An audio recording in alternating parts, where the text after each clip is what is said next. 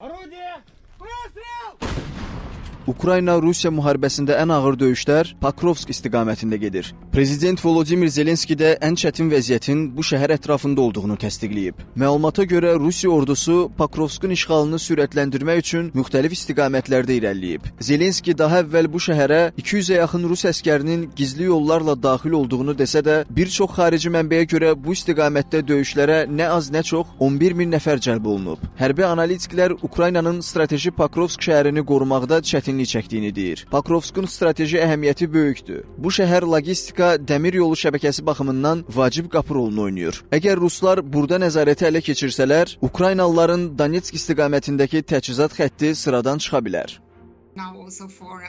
Pokrovsk Rusiya üçün çox əhəmiyyətlidir. Onların fikrincə, buranı ələ keçirsələr, Donbasın açarı əllərində olacaq. Rusiya demək olar ki, bir həftə ərzində bir neçə yaşayış məntəqəsini ələ keçirir. Döyüşlərin bu vəziyyətdə davam etməsi şəhərin bir neçə ay ərzində, bəlkə də daha tez işğal olunacağından xəbər verir.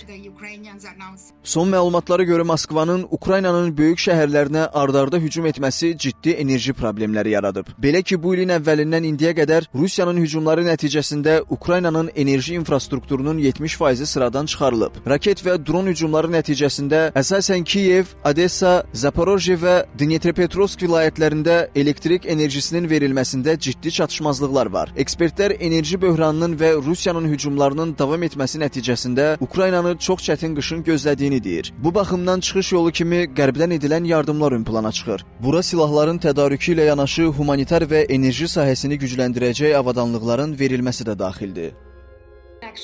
Əslində Ukraynaya dəstək artırılmalıdır. Qərbin indiki vəziyyətdəki ən böyük yardımı Tomahawk raketləridir. Yalnız bununla Rusiyanın fikrini yayındırmaq olar. Lakin sadəcə bir müddətlik. Daha sonra sanksiyalar daha da genişləndirilməli və Ukraynaya yardımlar artırılmalıdır. Cəbhə ilə yanaşı Ukraynanın mərkəzindədir. Vəziyyət yaxşı heç nə vəd etmir. Pokrovskdakı vəziyyət demək olar ki, kritikdir və pisləşməyə doğru gedir. Bir anda hər şeyi düzəltmək çox çətindir. Qərbin edə biləcəyi digər dəstək Ukraynanın enerji infrastrukturuna yardımdır.